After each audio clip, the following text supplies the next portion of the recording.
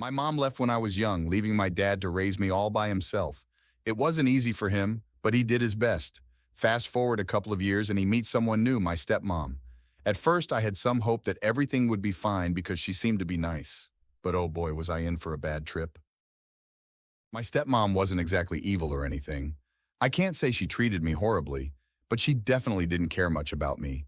It's like I was invisible to her, and that was fine because what more would one expect from their stepmom? I was out of her hair, and things were fine, but the problem was my dad. He started focusing on someone else. Her son, my stepbrother, became my dad's golden boy. It was like they had an amazing bond while I was just a forgotten and ignored kid in the corner. And that was not what I would have ever seen coming. But life just went on like that. My stepbrother was fine too. And if I'm being honest, I didn't really expect anything from anyone except for my dad. And for him to bail out on me like that was just plain sad. And every family has their quirks, right? Well, in my family, the dynamic was all about my dad and his stepson. They were the best duo, the lovely pair. They went on father-son adventures, shared hobbies, and had deep conversations.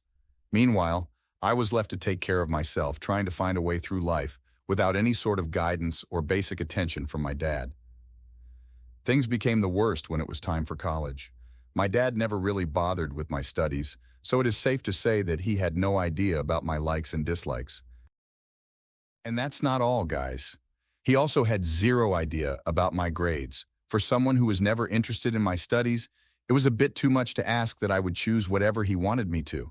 He wanted me to pick what my stepbrother had chosen and go to the same college. I simply did not want to do that. I mean, I have my own life, and choosing my major was a big decision. I was not going to simply follow my stepbrother's footsteps because my dad wanted me to.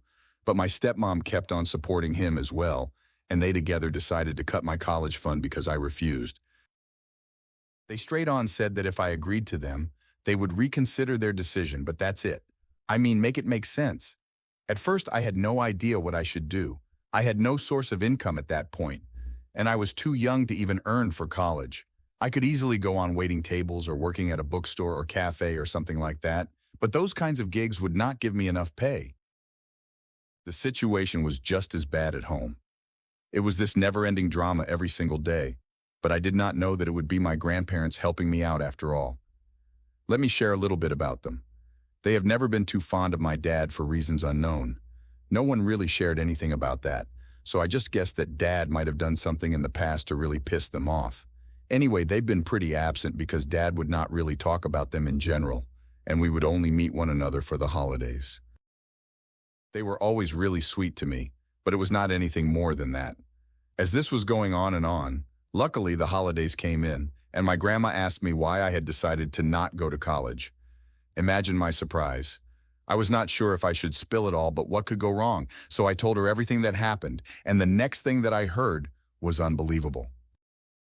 My dad was chilling on my grandparents' money for all this time, and the reason why they were not too fond of him was that he was always asking for money from them while not even trying to have a stable source of income for himself. It was his inheritance that he eyed upon. I didn't know any of this. To add to that, he lied to my grandparents saying that I didn't want to go to any college. I was so mad at that point. And Grandma asked me if I would like them to pay because they would gladly do so. She also said that he told them other things like me participating in various competitions and seminars, which cost money while it was all a lie. Basically, he took quite a lot of money in my name from them. We all wanted to confront Dad, and I quickly went up to him, but he didn't let me speak much. Just kept on saying how I was an embarrassment, and he was glad that he didn't have to pay for my education because it would anyway be a waste of money. I just said, okay, it confused my step.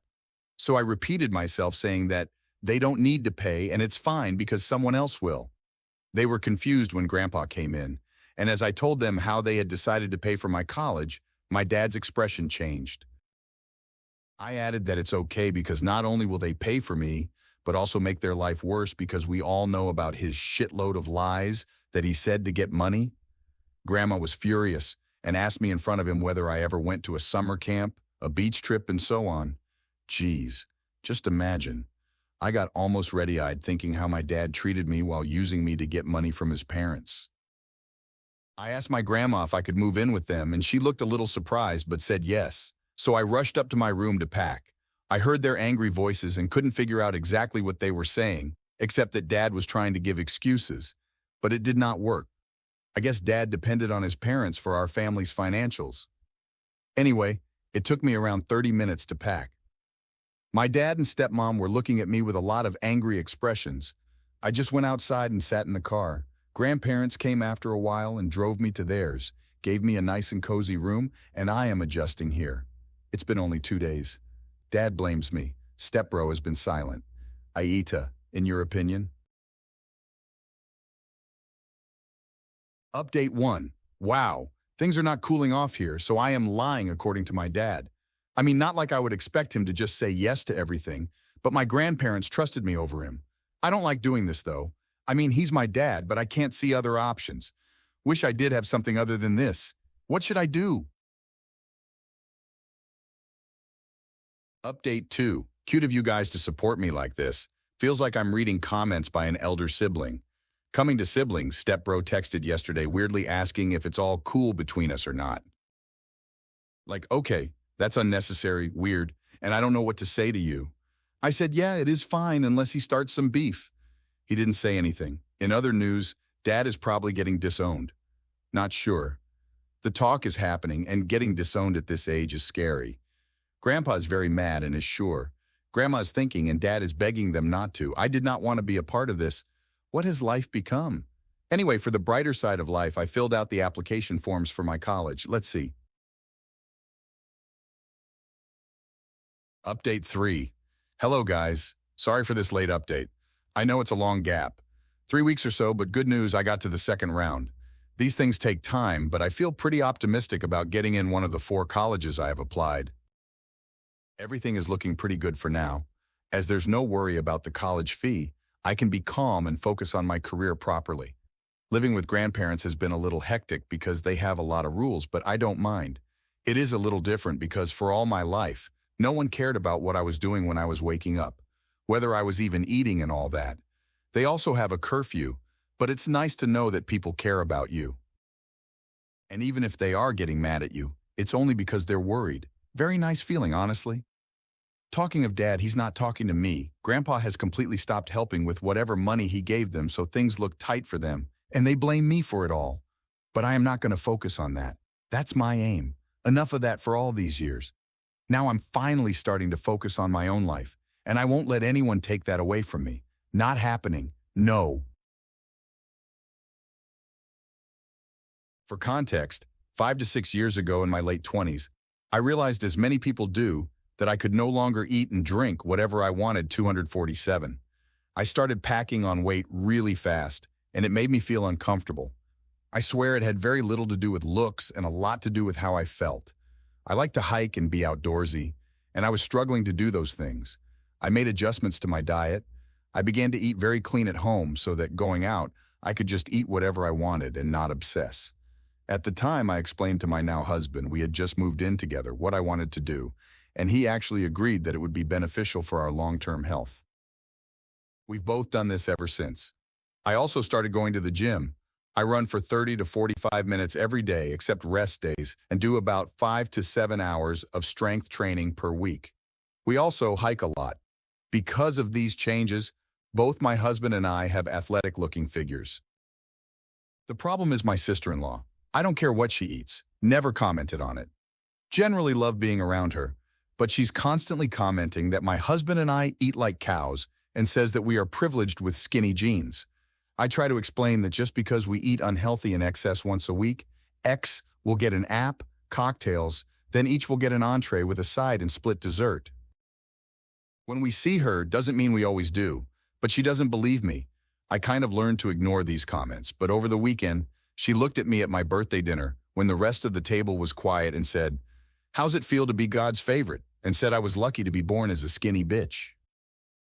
I sort of lost it and explained in detail again that my husband and I are thin, athletic because of our healthy lifestyle, and told her that it's none of her business because it works for us.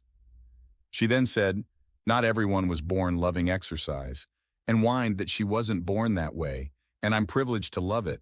I snapped at her that I actually hate running 50% of the time, But I do it anyway because exercise is good for everyone, and most people don't have any good excuse not to. She called me an a-hole and left, then sent me a long text about how it's fat-phobic to say that everybody should be exercising and that I didn't have a right to comment on her lifestyle, especially in public. I texted back that I'm sick of her jealous comments and to either not speak to me at all or learn to stop commenting on my lifestyle and focus on herself. I'd like to reiterate that I do not care what other people eat or look like. I made these changes for me and my husband made the choice to do it for himself. Family is 5,050. Seemed to think I should be more sensitive even though none spoke up all the years she commented on my body.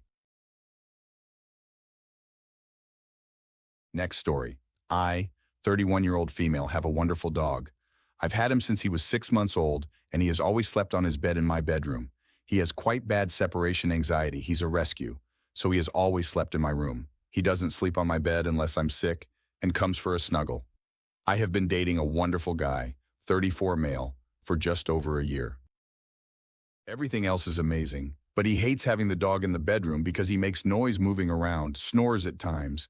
I've made my dog sleep on the landing several times on his bed at the request of my boyfriend, but he, the dog, gets visibly anxious. He sits right behind the door and pants for hours, and it breaks my heart. This dog has gotten me through some extremely rough times, and he means the world to me. Knowing he's out there stressed just makes me anxious, and everyone but my boyfriend has a bad night's sleep as a result. The past few times boyfriend has stayed over.